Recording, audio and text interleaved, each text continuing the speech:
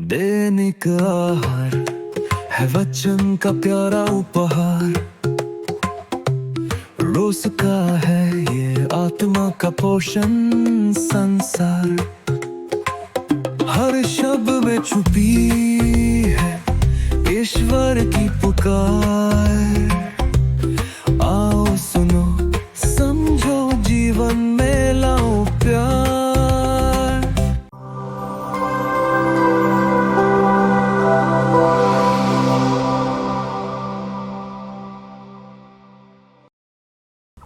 तुम मुझे जानते हो और यह भी जानते हो कि मैं कहाँ जा रहा हूँ।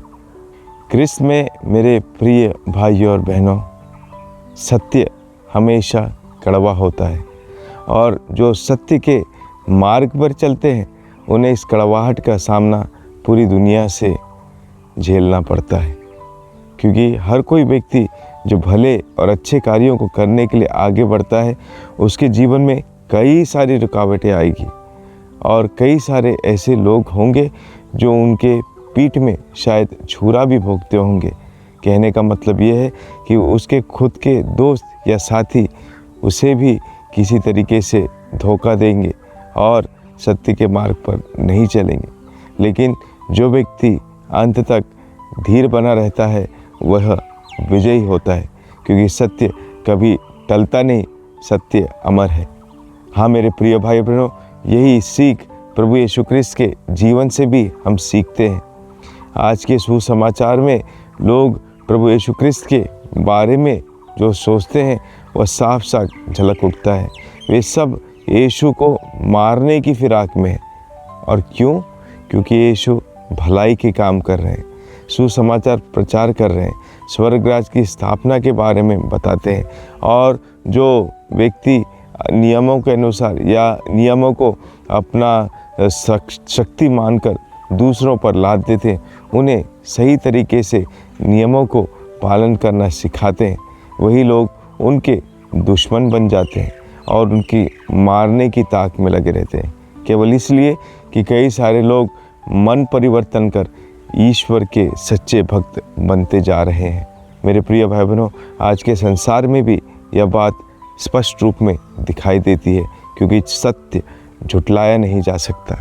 इसलिए हम क्रिस्तियों को प्रभु ने एक विशेष चुनौती के तहत इस बुलावे के लिए बुलावा है कि हम सब मिशनरी कार्यों में अपने आप को समर्पित करें। मिशनरी कार्य का अर्थ यही है कि हम ईश्वर को लोगों तक पहुंचाएं, एक अच्छा जीवन जीने के लिए, एक सबसे पहले एक अच्छा मनुष्य बनकर जीवन जीने के लिए। क्योंकि अगर हमारे संसार से मानवता ही मिट गई तो शायद ही हम इस संसार में सुख और चैन से जी पाएंगे, क्योंकि आज हर एक व्यक्ति अपने फ़ायदे या मतलब के लिए जीता है और ऐसे में कभी वो एक दूसरे की भलाई के बारे में नहीं सोचेगा। इसलिए आज की शिक्षा से प्रभु यही हमको समझाना चाहते हैं कि प्रभु हमारे साथ हमेशा है।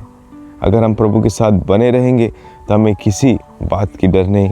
जैसे प्रभु अपने पिता के साथ जुड़े हुए थे, इसलिए वे किसी बात से नहीं डरते थे, किसी चीज़ से नहीं डरते थे, यहाँ तक कि मृत्यु से भी नहीं डरते थे। और मृत्यु से हम डरे क्यों? मृत्यु तो सत्य है, एक ना एक दिन तो आना ही है। इसलिए एक अच्छा कार्य करने के लिए, सेवा का कार्य करने के लिए, भलाई का काम करने के लिए हम आगे बढ़ें।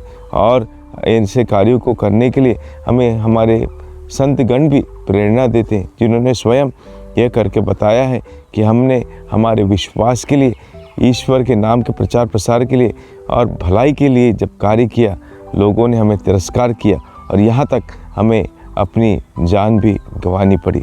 तो मेरे प्रिय भाई बहनों, आज प्रभु ने जो स्पष्ट रूप से कहा है कि तुम मुझे जानते हो, यूहन्ना का सुसमाचार अध्याय 10 पद संख्या 27, यूहन्ना का सुसमाचार अध्याय 10 पद संख्या 27 में भी प्रभु इसी वाक्य को दोहराते हैं, मेरी भेड़ें मेरी आवाज़ पहचानती हैं, मैं उन्हें जानता हूँ और वे मेरा अनुसरण करती हैं। हाँ मेरे प्रिय भाई बहनों, आइए हम प्रभु के साथ सत्य के मार्ग पर चले और प्रभु हमें यह आश्वासन हमेशा देते रहें कि डरो नहीं, संसार के अंत तक मैं तुम्हारे साथ हूँ।